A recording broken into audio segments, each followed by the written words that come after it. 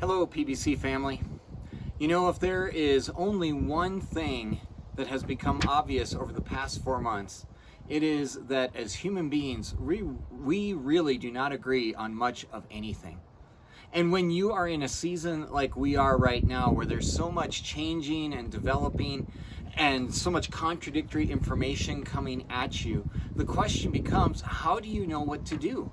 How do you figure out who's right in all of this? How do you discern the voices that you listen to and the voices that you should tune out?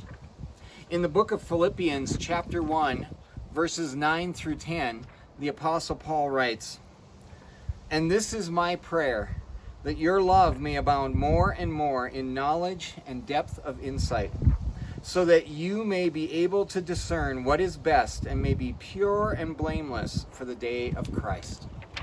Paul is telling the Philippians about what he has been praying for them. He wants them to have a love that just abounds, that's growing more and more. But in order for that to happen, they need to grow in knowledge and discernment. Love finds expression in wise actions that truly benefit others. And discernment helps us to gain knowledge and to act with wisdom so that we can love others, so that we can affirm what is good and excellent, and that we can be faithful followers of Jesus. More and more we find ourselves today living around people who see things very differently than we do. At times they may see things very, very differently than us.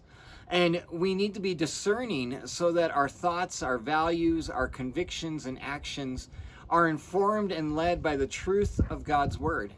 But how do you become discerning? Thankfully, discernment is a skill that you can develop and grow in. One of the ways you can do this is by asking some simple but probing questions. These are questions that we can learn, and we can use this practice so that it becomes a habit for us. And this habit is a way that we can interact biblically with ideas and issues and the things that we face in our world. These are questions that you can ask when you're listening to or reading the news, when you're reading a book, when you're watching TV or a movie, listening to a sermon, if you're in a class or a seminar, or looking at or seeing something on the internet, or talking with your neighbor. And here are the questions, but I want to let you know these questions are not my idea. I have benefited in this area from a ministry called Ransom Fellowship. And part of their ministry focus is to help Christians grow in discernment. And so I'm utilizing questions that they have developed over their years in doing this that help people in this process. And so there's 4 questions that I encourage you to start asking to help you grow and develop in discernment. The first one is to ask, what is being said? When you're reading or hearing something, what is it that is being said? What ideas, facts, information, or opinions are being presented? And what assumptions does that person hold that is shaping what they're saying? A second question is, what do you find attractive, appealing, plausible, or compelling? And on the flip side of that, what do you find repulsive, off-putting, unattractive, or implausible? What draws you in? Or what is presented in a way that's made to make you think that this is really attractive and a good thing? And what are things that repel you? Third question, what do you agree with? What do you disagree with, and why? This is where we need to bring the scriptures in and be wrestling with, okay, what does God say about this? What do we agree with? What don't we agree with? Why do I think that way? And then the fourth is, what difference does this make in your life? How does this conviction, value, idea, or information change how you live, and how does that affect your choices?